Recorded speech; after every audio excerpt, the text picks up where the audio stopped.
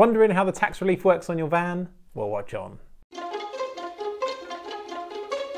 As a business accountant, my team and I spend all day long helping business owners on their journey. And of course, the amount of questions we get asked by sole traders to self-employed people about their van, like what's the deal? How does it work for tax? Should I lease? Should I buy? And in this video, I want to cover the main points. Now, this video could go on for ages if I went really in depth. So I want to kind of give you a bit of an overview and just talk about what are the main points you should consider. Will you get tax relief really? How do you get tax relief? Roughly, how does it work?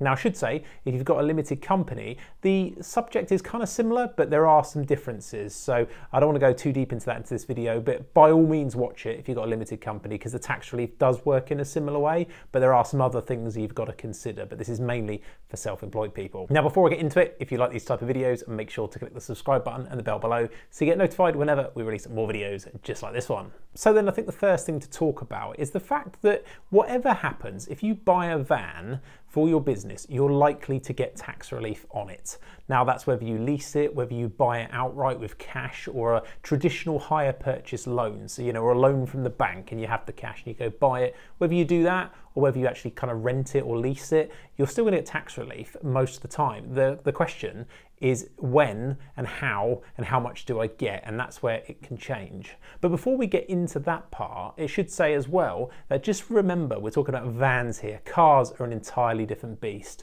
and it's probably worth saying that as far as the revenue is concerned, in my personal opinion, cars are kind of this sort of dirty word. We don't really like them. The tax on them is awful unless you're buying electric at the moment. Aside from that, it's a lot of things that are like the VAT's blocked on them in a lot of instances and all these other things. So cars are a totally different deal. We're talking about vans here. Your traditional van. The kind of thing though that does cross that is a double cab pickup. They're quite attractive for a lot of business owners because they fit kind of a dual role sometimes, and often they'll end up being a van. But we are talking about your general white Ford Transit type van, big beastie thing. That's what we're talking about in this particular video. So bear that in mind as we go. Now, quick recap, we've done other videos on this, but generally with self-employment, there are two ways you might deal with your motor expenses. The first one is that you can claim a fixed mileage rate for the amount of miles you do in your van, and you just claim that. You don't claim the cost of the thing, you don't claim like running costs or anything. This mileage rate at 45p for the first 10,000 miles and 25p for those miles thereafter, at the time recording this video, is the mileage rate you claim, and that's meant to take into account everything. Of course, with the way petrol prices and things are gone, that rate hasn't moved for years, and it's not that attractive for a lot of people, but that's option A. Option B is that you actually claim all of the costs, and if you use any of the van privately, you might disallow some of those costs. Now, if we want to claim anything for the value of the van itself, which is what this video is about, we're in option B zone. We want to know all the costs, including the running costs, insurance, tax, everything, and the cost of the van itself. So option B, just remember that. Now then, let's talk about the easy scenario. So you've got the cash to buy it, or you've taken a basic loan and you're going to go and buy it. How does it work? Well, in those cases, what will happen is you'll buy this van. It doesn't have to be new. It could be second hand, actually.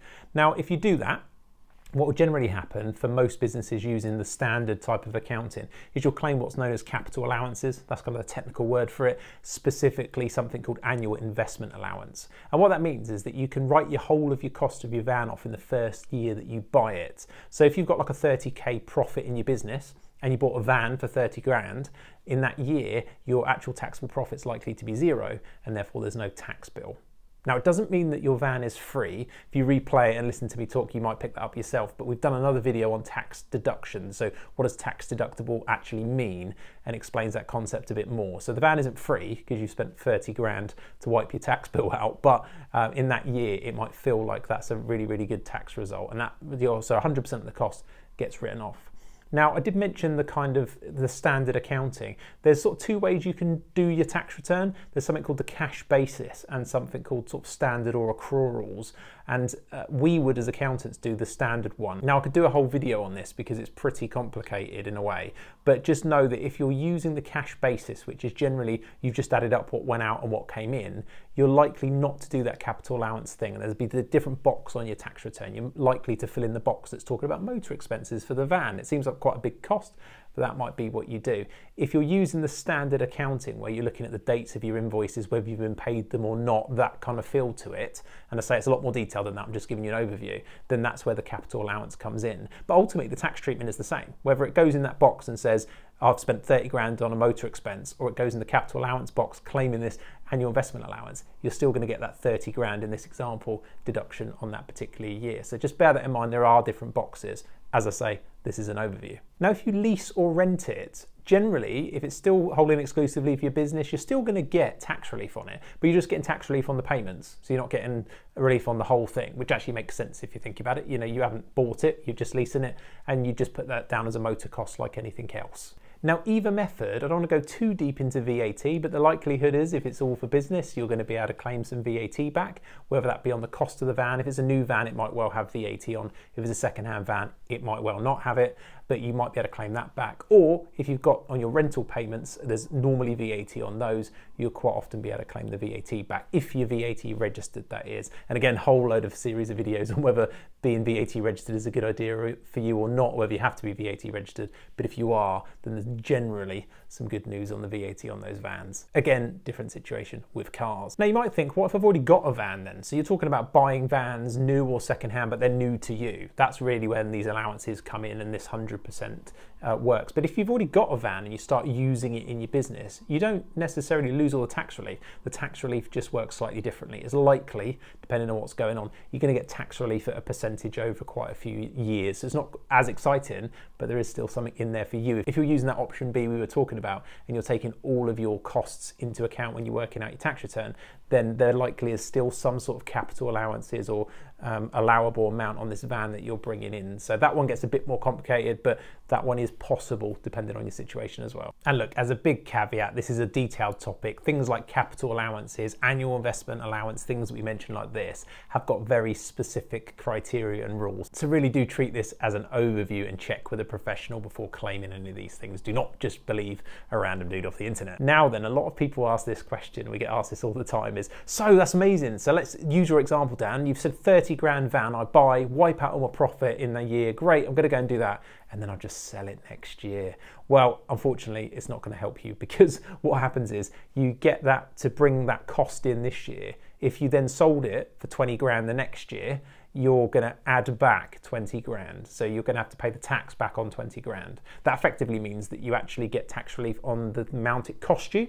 So the 10 grand difference is what you actually get tax relief on. So if you think about it, massively reduce your tax bill when you bought it. When you sold it, it's actually going to cost you some tax, and those two even themselves out. So normally, if you're then buying another new van to replace the old one, which would be the normal situation, you kind of got the new relief on the new expenditure and the sort of add back on the money you had in, and they tend to sort of balance each other out. But yeah, there's not this amazing scheme where you sort of go, okay, I'm going to spend 30 grand one year and then the day after I'm going to sell it back and everything like that, because you will end up just paying the tax back. So it isn't some crazy get rich quick tax scheme. It is just a very nice way of getting the appropriate tax relief on the money that you're parting with. And then finally, in terms of what actually is better for you generally, lease or buy, that one's an odd one, and I have never met anybody that will give you a straight answer on that. Let's just be honest about it. It depends on how you view ownership of a vehicle, how long you're going to hold it, how you're going to treat it, how many miles you're going to do. We actually did a podcast probably a few years ago now with a more of a subject matter expert on this topic, and even then there isn't a definite answer. And from a tax point of view, as we've just pointed out, you're going to get tax relief anyway, most likely. It just depends on how quickly it's going to come. So I wouldn't let tax be the driver of that. I think it's more of a case of how you view the overall ownership and risk involved. Do you want to borrow money? How long are you going to use it? And you sort of factor in all those things. I'm sure there are probably plenty of content out there where somebody will give you a shot at an answer, but for me, I've seen all the different approaches and I think it's a very personal choice. There's certainly not a no-brainer answer in the situation. If you enjoyed these type of videos, please do make sure to subscribe and share it with somebody who you think needs to know this information.